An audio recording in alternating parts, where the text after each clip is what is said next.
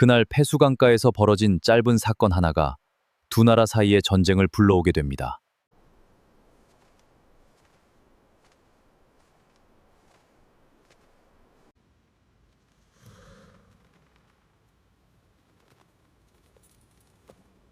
그는 자신을 배웅하던 조선의 비왕, 장을 그 자리에서 살해했습니다.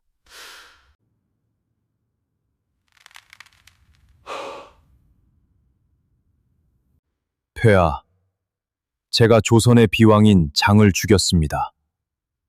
이 보고 하나가 훗날 얼마나 거대한 전쟁으로 이어질지 그날은 아무도 알지 못했습니다. 아득한 시간 넘어 우리의 역사가 시작됩니다. 기록 속에 남겨진 그들의 이야기를 만나봅니다. 역사 속 아직 들려지지 않은 이야기, 구독하고 함께하세요. 위만조선의 번영은 우거왕의 치세 아래 계속되고 있었습니다. 왕검성의 저작거리는 여전히 활기가 넘쳤고 고가는 중개무역으로 벌어들인 부로 두둑했습니다. 하지만 그 화려함 뒤에서 서쪽 대륙의 시선은 점점 더 날카로워지고 있었습니다. 오가는 상인들의 발걸음이 잦아질수록 그 소문 역시 국경 너머로 더 빠르게 퍼져나가고 있었습니다. 한나라 조정에서는 위만조선이 진번과 주변국들에 대한 한 교역을 가로막고 있다는 사실에 갈수록 불편한 기색을 감추지 못했습니다. 저 나라가 언제까지 우리와 남쪽 사이를 가로막고 앉아 이익을 챙길 셈인가?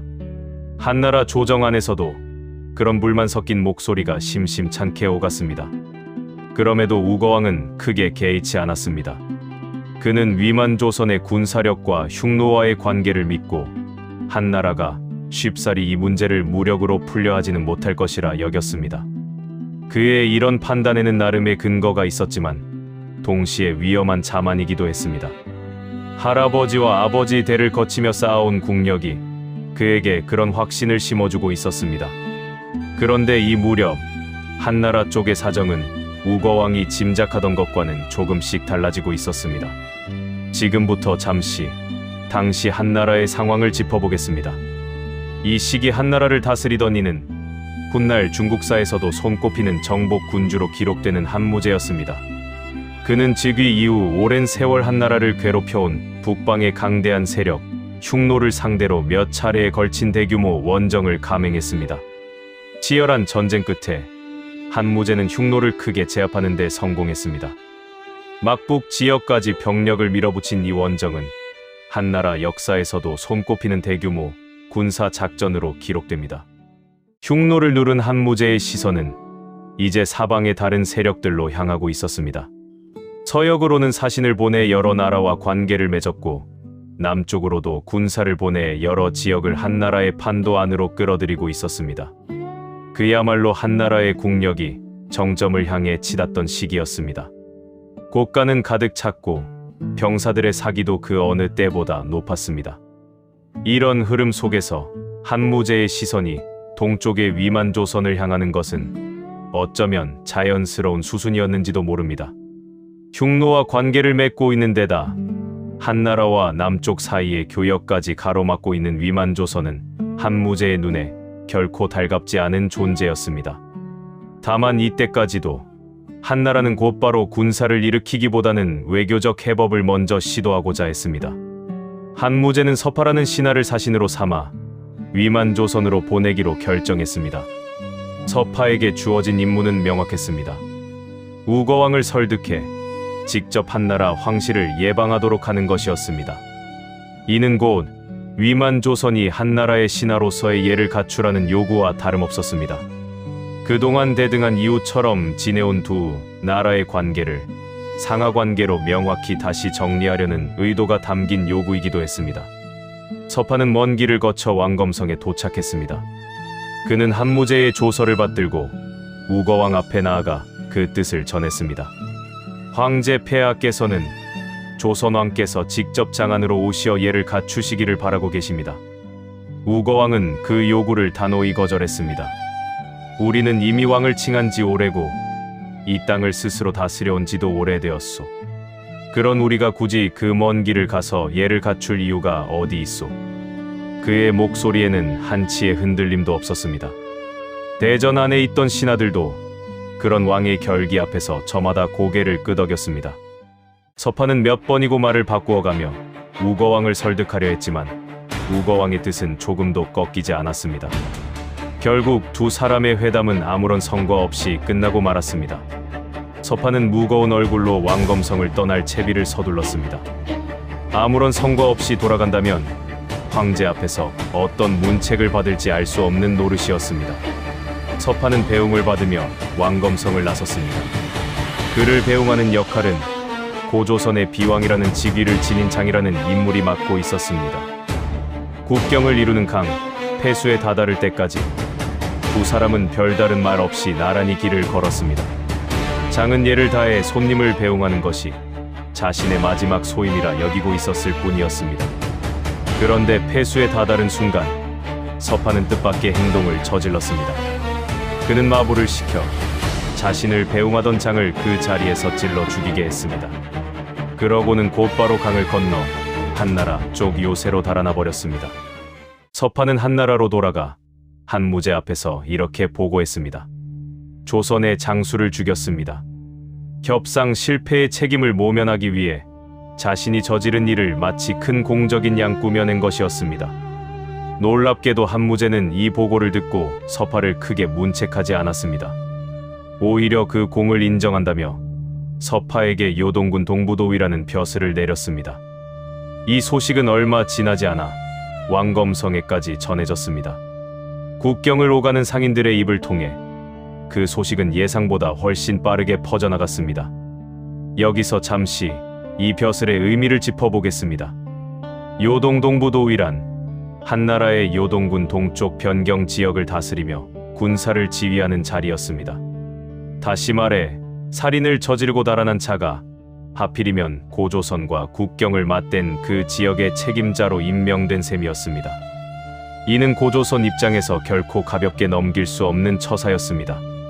소식을 들은 왕검성의 조정은 발칵 뒤집혔습니다. 장을 죽인 자에게 오히려 벼슬을 내리다니 이는 우리를 향한 명백한 모욕이요. 신하들의 목소리가 대전 안에 가득 찼습니다. 우거왕의 얼굴에도 짙은 분노가 서렸습니다. 그는 주먹을 굳게 쥔 채 한참을 아무 말도 하지 못했습니다. 비왕장은 오랜 세월 조정에서 신망받던 인물이었습니다. 그런 그가 아무런 죄 없이 그것도 배웅하던 자리에서 목숨을 잃었다는 사실은 고조선 조정 전체에 깊은 충격을 안겼습니다. 이대로 넘어갈 수는 없는 일이오. 여러 신하들이 한 목소리로 그렇게 외쳤습니다. 장과 오랜 세월 함께 일해온 신하들의 눈에는 슬픔과 분노가 함께 어려 있었습니다. 다만 조정 안의 의견이 완전히 하나로 모인 것은 아니었습니다. 몇몇 신하는 자칫 이 일로 한나라와의 전면 충돌을 부를 수 있다며 신중을 기해야 한다고 주장했습니다. 반면 대다수는 이대로 침묵한다면 앞으로도 계속 얕보일 것이라며 강경한 대응을 요구했습니다. 대전 안의 언성은 그 어느 때보다 높아져 있었습니다. 우거왕은 오래 고민하지 않았습니다. 장의 죽음을 이대로 덮는다면 이 나라의 위엄은 땅에 떨어질 것이오. 군사를 보내 서파를 응징하시오. 그의 명령은 단호했습니다. 고조선의 병사들은 곧바로 국경을 넘어 서파가 자리한 요동 동부도위의 거처를 급습했습니다. 갑작스러운 습격에 서파는 제대로 손 써볼 틈도 없이 목숨을 잃고 말았습니다. 소식은 빠르게 국경을 넘어 한나라 조정에까지 전해졌습니다. 요동 변경의 관리들은 다급히 파발을 띄워 이 사실을 장안까지 알렸습니다. 한무제는 이 소식에 크게 격노했습니다. 자신이 임명한 관리가, 그것도 국경 지역의 책임자가 살해당했다는 것은 한나라의 위험에 대한 정면 도전으로 받아들여졌습니다. 그는 곧바로 이 사건을 반란으로 규정했습니다. 흉노를 굴복시킨 그의 자존심에 동쪽 변방의 작은 나라가 정면으로 상처를 낸 셈이었습니다. 한무제는 신하들 앞에서 선언했습니다. 고조선이 감히 우리 관리를 살해하는 반역을 저질렀다. 이는 결코 좌시할 수 없는 일이다. 대군을 일으켜 정벌하라. 이렇게 해서 한나라와 고조선 사이의 전면적인 전쟁이 그 첫걸음을 내딛게 되었습니다. 조정 안의 신하들도 이명이 얼마나 큰 무게를 지녔는지 곧바로 실감했습니다. 이 소식이 왕검성에 전해지자 조정 안에는 다시 한번 팽팽한 긴장이 감돌았습니다. 우거왕은 신하들을 불러 모아 결전의 각오를 다졌습니다. 기왕 이렇게 된 이상 우리도 물러서지 않을 것이오. 국경의 방비를 최대한 굳건히 하시오. 왕검성 안팎으로 전쟁을 준비하는 기운이 빠르게 번져나가기 시작했습니다. 병사들의 훈련이 강화되고 성벽과 무기가 다시 점검되었습니다. 진계의 침입 이후 다시는 겪고 싶지 않았던 그 절박함이 사람들의 기억 속에서 다시 떠오르고 있었습니다. 15화에서 이야기했던 그 번영이 이제는 전쟁이라는 거대한 시험대 앞에 놓이게 된 것이었습니다. 한나라와 고조선 두 나라 모두 이 전쟁이 결코 쉽지 않으리라는 것을 알고 있었습니다. 하지만 이미 양측 모두 물러설 수 없는 지점까지 다다른 뒤였습니다. 서파 한 사람의 죽음이 이렇게 거대한 전쟁의 도화선이 되어 있었습니다. 여기서 잠시 이 전쟁이 정말로 서파 사건 하나만으로 벌어진 것인지 그 이면을 짚어보겠습니다. 한나라가 내세운 명분은 명확했습니다. 자국의 관리를 살해한 것에 대한 정당한 응징이라는 것이었습니다. 이는 대외적으로 내세우기에 손색 없는 분명한 침공의 구실이었습니다. 하지만 학계에서는 이 명분 뒤에 훨씬 더 오래되고 복잡한 이해관계가 얽혀 있었을 것으로 보고 있습니다. 가장 널리 알려진 해석은 위만조선이 흉노와 연계되어 있었기에 한나라가 이를 사전에 끊어내려 했다는 것입니다. 한나라의 사료에는 위만조선을 가리켜 흉노의 왼팔이라 표현한 대목이 남아있어 이런 해석에 힘을 실어줍니다. 흉노를 힘겹게 제압한 한나라로서는 동쪽에 남은 이 잠재적 동맹 세력을 제거하고 싶었을 것이라는 논리입니다.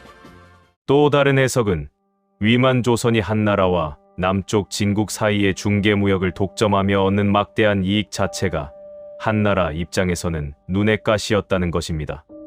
서파를 보낸 애초의 목적 역시 이 무역로 문제를 해결하려는 시도의 연장선이었다고 볼 수 있습니다. 그런데 일부 학자들은 조금 다른 시각을 제기합니다. 흉노의 왼팔이라는 표현이 실제 사료에서 매우 제한적으로만 등장한다는 점을 들어 이것이 실제 위협이라기보다는 침공을 정당화하기 위해 후대에 강조된 명분이었을 가능성을 제기하는 것입니다. 서역을 정벌할 때도 비슷하게 흉노의 오른팔이라는 명분을 내세웠던 한나라의 전례를 근거로 들기도 합니다. 어느 쪽이 결정적인 진실이었는지는 오늘날까지도 명확히 가려지지 않았습니다. 흉노와의 관계, 무역을 둘러싼 이의 다툼, 그리고 정치적 명분까지 여러 요인이 복합적으로 얽혀 이 전쟁의 배경을 이루고 있었다고 보는 것이 가장 합리적일 것입니다. 이 채널에서도 어느 한 가지 이유로 단정하지 않고 여러 견해를 그대로 전해드리고자 합니다. 다만 한 가지는 분명합니다. 이 전쟁은 결코 서파라는 한 개인의 우발적 행동만으로는 설명되지 않는 오래 누적된 갈등의 폭발이었다는 것입니다. 서파라는 한 개인의 돌발적인 행동이 전쟁의 직접적인 불씨가 된 것은 분명하지만 그 불씨가 이렇게까지 크게 번질 수 있었던 것은 이미 오래전부터 쌓여온 두 나라 사이에 긴장이 있었기 때문이었습니다. 우연한 사건 하나가 필연에 가까운 충돌을 앞당긴 셈이었습니다. 역사에서 이런 우연과 필연의 얽힘은 결코 드문 일이 아니었습니다. 전쟁을 앞둔 왕검성에는 낮의 분주함과는 다른 무거운 밤이 찾아왔습니다. 우거왕은 홀로 왕궁들에 서서 할아버지 위만이 처음 이 땅에 발을 디뎠던 그날을 떠올렸습니다. 그로부터 시작된 이 나라가 이제 가장 큰 시험대 앞에 서 있었습니다. 정변으로 시작해 두 세대에 걸쳐 쌓아 올린 이 모든 것이 이제 전쟁이라는 저울 위에 놓이게 된 것이었습니다. 15화에서 이야기했던 그 번영과 자신감이 이제는 전쟁이라는 형태로 그 대가를 요구받고 있었습니다. 강성함의 정점에서 위만조선은 동시에 가장 위태로운 갈림길에도 서 있었던 것입니다. 우거왕은 그 갈림길 앞에서 물러서지 않기로 다시 한번 다짐했습니다. 그리고 실제로 한나라의 대군이 서서히 움직이기 시작하고 있었습니다. 바다와 육지, 두 방향에서 전개될 이 전쟁의 구체적인 양상은 이야기의 다음 장에서 이어집니다. 지금 이 순간 왕검성의 병사들은 그저 다가올 시련에 대비하며 자리를 지키고 있을 뿐이었습니다. 한 사람의 배신과 거짓보고, 그리고 그것을 눈감아준 황제의 판단. 이 작은 사건들이 얽히고 설켜 결국 한 나라의 운명을 뒤흔드는 거대한 전쟁으로 이어졌습니다. 역사는 때로 이렇게 큰 흐름 못지않게 작은 우연들에 의해서도 크게 흔들리곤 합니다. 한 나라에게도 위만 조선에게도 이 전쟁은 단순한 영토나 이익의 문제를 넘어선 자존심이 걸린 싸움이 되어 있었습니다.